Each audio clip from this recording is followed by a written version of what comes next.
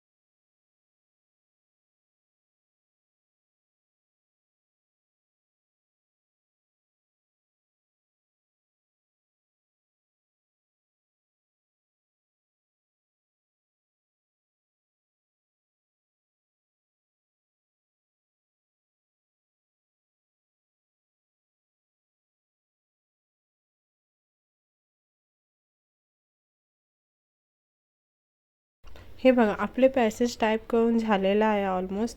तर आपण आता सबमिट करायच्या आधी तुम्हाला तुमच्याकडे टाईम असेल तर तुम्ही चेक करून घ्या की तुमचं कुठे काय छुटलं तर नाही आहे, कॉमा अँड काही वर्ड तुम्ही चुकीचं तर नाही टाईप केलं आहे, ते सगळं तुम्ही बघून घ्या आणि त्यानंतरच तुम्ही सबमिट करा। तुमचा टाईम संपायला आला असेल तर तुम्ही डायरेक्ट सबमिट पण करू शकता, बट टाईम असेल तर तुम्ही सबमिट करायच्या आधी तुम्हाला नक्की चेक करा की काही तुम्हाला वाटत असेल की हा मी चुकीचं टाईप केलं आहे तर ते तुम्ही चेंजेस करू शकतात। सबमिट केल्यानंतर तुम्हाला नाही होणार। आता मी सबमिट केलं आहे, बघूया। हे बघा, थँक्यू।